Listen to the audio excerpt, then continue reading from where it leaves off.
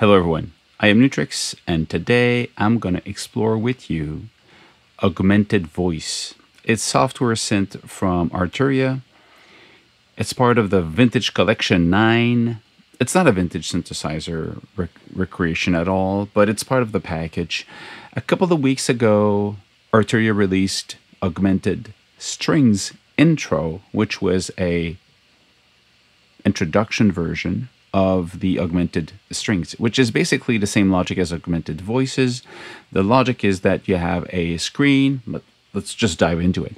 There's a screen where you have macro information. You have color, which is most time controlling some type of EQ or tone of the sound.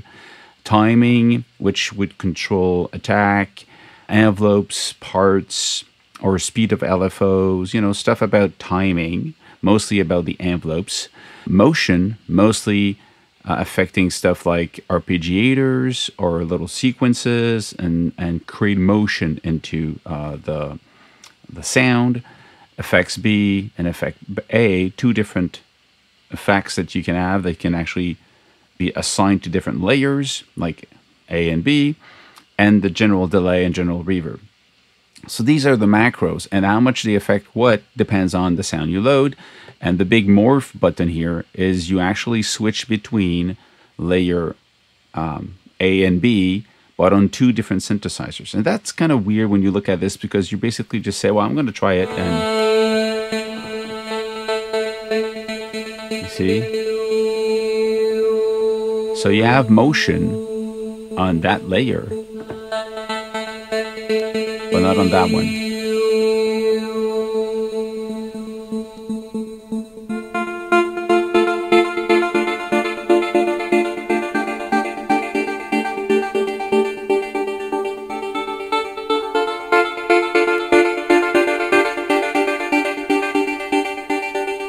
So how does it actually work? You have this button here called Advanced. Now keep in mind that basically it's the same engine that you have, but it's aimed at different things. What I mean by that is that the Augmented Voice is made to create voices sounds, but it can be a synthesizer, it can be a bass, it could be anything, but it starts from being kind of a voice dedicated software synth. And the string, augmented strings, is the same engine, but with the sounds aimed at being strings. It means also, when you press Advanced, that you have access to a lot of information. Now, most of it is borrowed from some features of the Pigment synthesizer. Of course, it's just a massive synth sampler, software that they already have all these modules of synthesis that they can actually repackage into this one. So it's not the same, because it's a different approach, but it uses these, I would say, algorithms and modules, for what I understand. So if we go quickly around it, you see at the top you can switch between the layers, the modulation, the arpeggiator, the effects, and the macros. And for each of them, let's say modulation, for example, you see on the left side, you can actually go through the different pages or panels, if you want, of the panel of modulation, okay? And at the bottom, you always have all the modulation sources or control sources. And just like in Pigments, if you click on something like the LFO and you want this to be assigned to something, as it's activated, you just go over the controller you want to control, and then you do this. And now this sound has this movement going for it.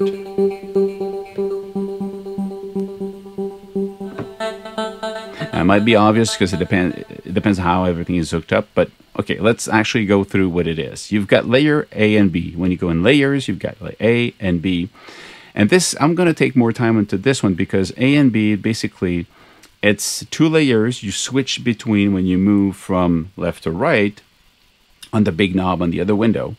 But you have, on each layers, you have two different synthesis engine. You can turn them off. You can actually switch them. Say, I want to put that here, or I want to put that over here. So very flexible in how you can change things. And there's a lot of different synth engines that you can load in. So just here, you've got these little arrows. Click on it. You see I've got additional samples, I've got process voices, I've got real voices. So these are actual samples that they made, cleaned up, organized. Let's actually take do I have a like template default, like something that has nothing? There you go. And if I go into, I just want to hear the first one. A.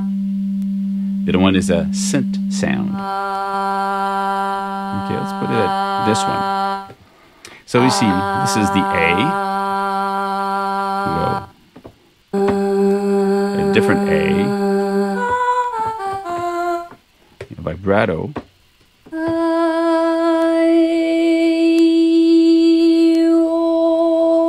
It goes through the letters A, E, I, O, U.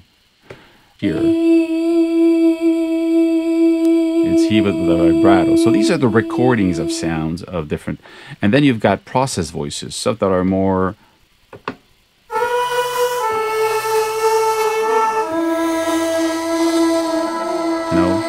rusty or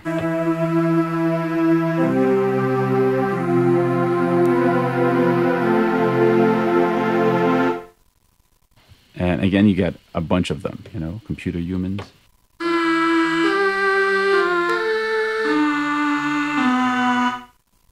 Daff.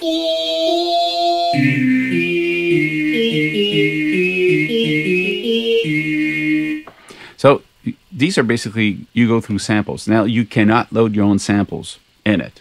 It's not what it does. So there's many, many different samples you can use. Now, if you go back on it, you have also here control over the sound. So when you play it, you get random start, where it's going to start at the beginning. The width, it's wider. Now it's mono. You need headphones, of course, to listen to that. You got coarse tune, fine tune, classic stuff, attack, decay, sustain, release, classic stuff. Time multiplier.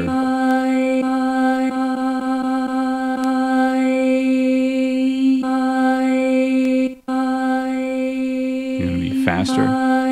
So you can have two samplers on one side, or a sampler and the synth. So let's say switch here, this one here. So now this one that is active, I have layer A and layer B.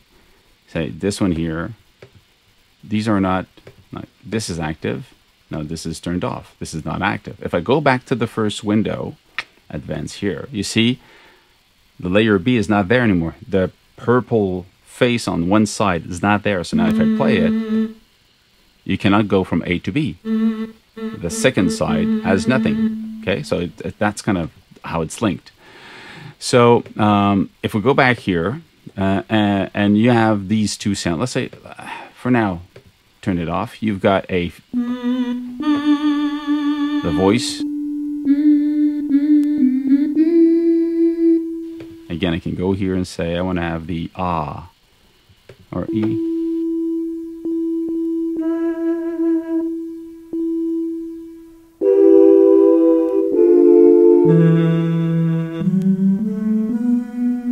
And the other one, when you click on it, that's a synthesizer. Now, if you look at it right away, say, "Oh, this is a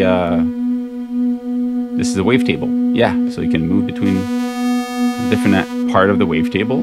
Here, position, like any type of wavetable. You have FM synthesis on it. You got distortion or phase distortion. You got wavefold to create more of a complex sound.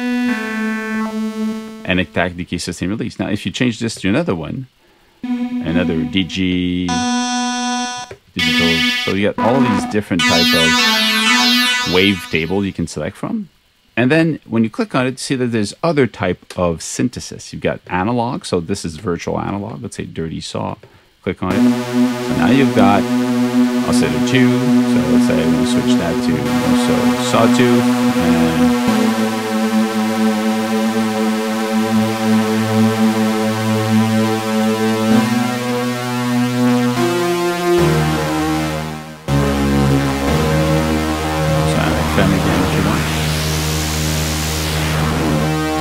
So you could actually use this as a very powerful synthesizer. It doesn't have to be voice related if you don't want. It's just that it's been tweaked and organized and optimized for voices, but it's a full synthesizer. Again, click on it. Oh, sorry, not turn it off, but click here, turn it on, and you've got Granular also and Harmonics. Let's go Granular. Let's say awareness. I have no clue what this is. So you've got...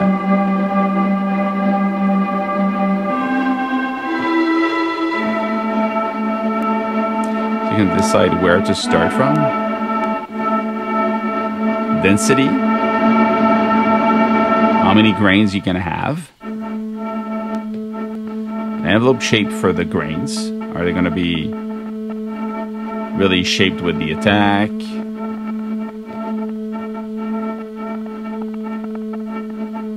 And the release. And the sustain. And the size here. The size of the loop.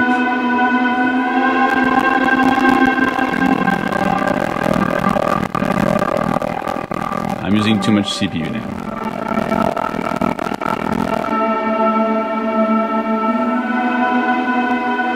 I got to be careful.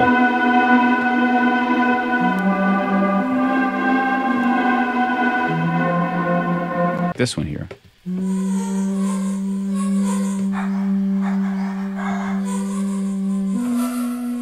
That's kind of weird.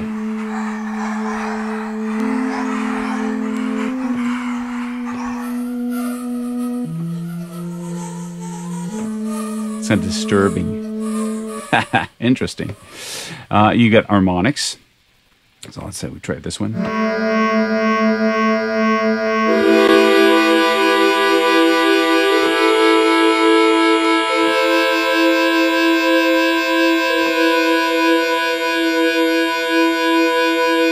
Now, if I press one and I play with the FM, you have more of modulation, of course, morphing, section. It's kind of a section here that you're using more. Parity is how much you're going to have between odd and even harmonics.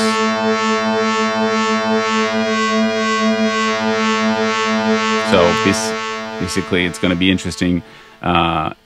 If you all of them, you get more of a sawtooth sound. If you have more of just the odd, you have a square wave type of sound. And then the rest of the synthesis that you saw up to now. So this is one layer. Two sounds, a sampler, and a synthesizer. Many different options for the synthesizer. You have a filter after that. The two of them go through the same filter. And you get choices of the SEM, multi-mode. You have surgeon, so very precise, and you have the spread for it. You have comb filtering. You have, sorry, there was the phaser. That's the comb filtering with the feed forward, the feedback. And you get formant also, which is anything through that sounds like a voice. And again, if you click on an effect, and an LFO, for example, and you go here, you can just assign it. Wait a sec. I want to assign it to this. Why doesn't it work?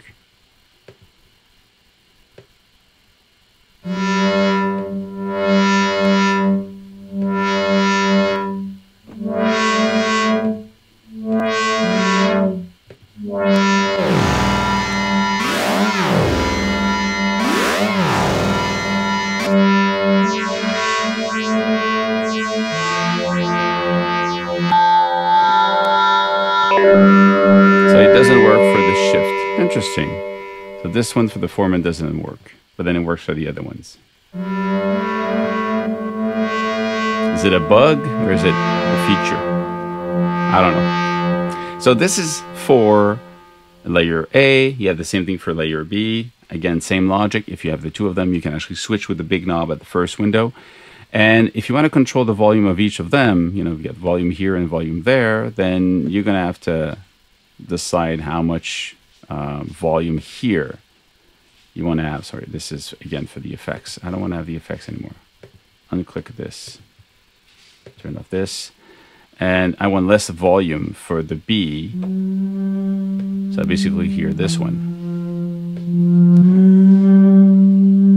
And I don't hear this one.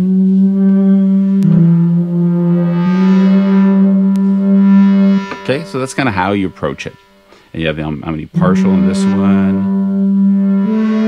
It's pretty, I mean, it's deep. There's a lot of control here. Like anything else, if you send it through effects, you have the main, delay, and reverb. So if you use these, it's going to be like really nice because they're really nice sounding.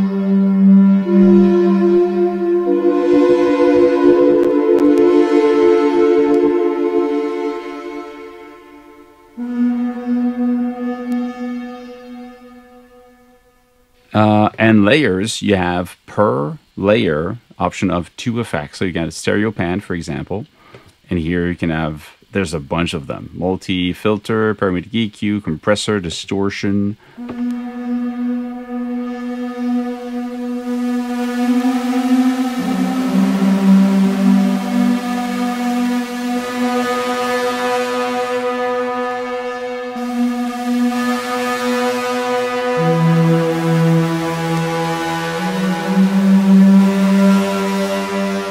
Again, it's just like, it's just nice and rich. And these are separate between layer A and B. So you could actually move on one side and have a sound that is distorted and move on the other one as, I don't know, chorus, for example. So you have these differences in how, even as you play, the sound evolves into something else. It's really interesting, really fun. Let's go back to modulation. You have a lot of modulation here. Of course, you got 2 LFOs, classic stuff. And like you said earlier, they're here at the bottom, so you can just click on it and assign it. But if you want to change the values, that's where it is. You can change the shape of it. There's a bunch of them. You can have envelope if you want. You can have key triggering for it. Unipolar, so you can actually play with that. Polyphonic, you know what it means? It's basically every key you press is going to be a different LFO. If you don't click it, they're all going to be on the same LFO, being affected all the notes at the same time. You have the rate, the speed, the phase, and again, you can use another LFO here to control the rate of this one.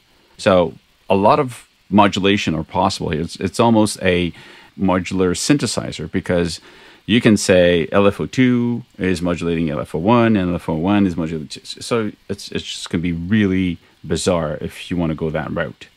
You got vibrato at the bottom here. You got tremolo also. So these are dedicated to these 2 effects, and you can say, well, I don't want it on B and I don't want this on A. So you can have these 2 separately affecting the sound you want.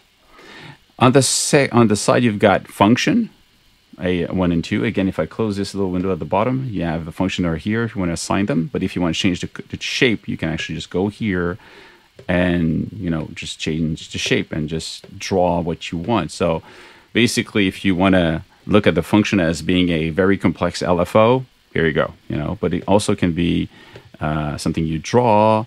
It could be also an envelope, the way it's going to be triggered or controlled. Envelope BC is going to play once, you know. You've got the randomizer. So you get the length of the randomizer. You have the speed of the randomizer. How much it's going to be random. You see the randomizer is, you can flip it. You see. Yeah, simple and hold, or just touring. So this is really just on, off, on, off, on, off with a different speed, whereas this one is simple and hold. So a different, it's kind of a different steps, and you want to smooth it or not. So it becomes kind of this weird LFO that doesn't always go at the same place. So really interesting, really powerful in this case, 2 of them. And we got the keys. So how you play the keys will change. So stuff like velocity, aftertouch, modulation wheel, and keyboard, where they're going to be assigned, and do you want any type of curve to how it's going to respond to it. So again, really complete. You also have a control of all the polyphony, how many notes you want to play. You can also decide on voice stealing. You want to rotate between them. Okay, for example. I'm still going very loud. Don't forget that I'm actually recording using QuickTime Screen recording on my Mac while I do this, so it might be a little bit too much to run the 2 at the same time. You also have the Arpeggiator, And when you turn it on, you need to assign this to something, you know.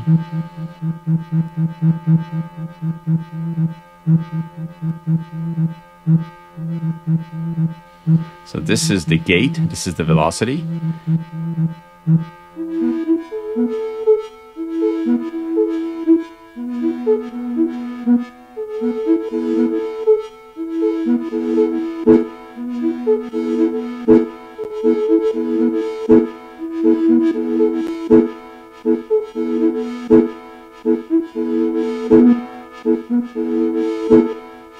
So you get the steps, you get the chords, you can just randomize. Okay, you can randomize like this. Oh, this is great. And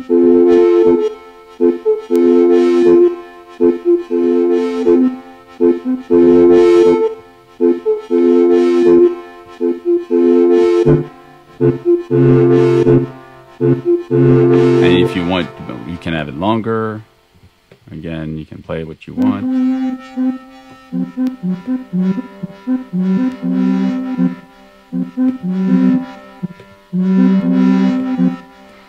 So here you go. It's basically, and you get the different types here you can select.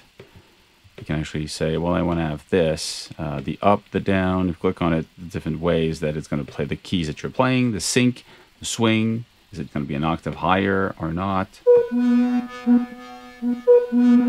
it's going to go.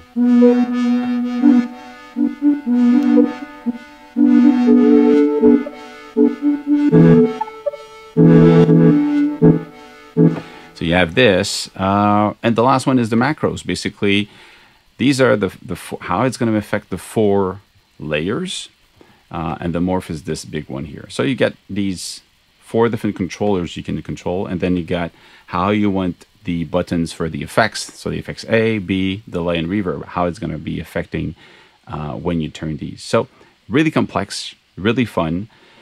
Let's actually try to hear some of the sounds so you have a better understanding of what you can have.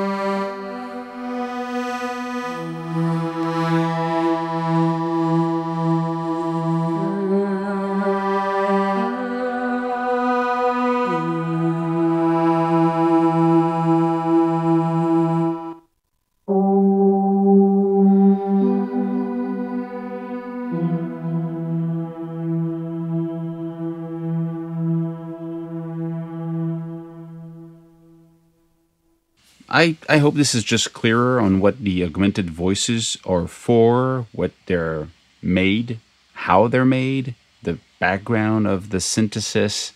And this can be just a fully fledged synthesizer doing what you expect as an even analog virtual synthesizer if you want, because there's the synthesis in it.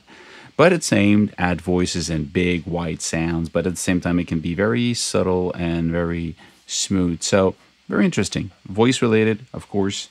And the same logic goes with strings, augmented strings. You've got the same engine at the back, but the samples and the choices of the synthesis are made for recreating stuff that is around strings, either realistically or very weird and ambient, if you want. That's it. Stay safe, make more music. See you soon. Have fun.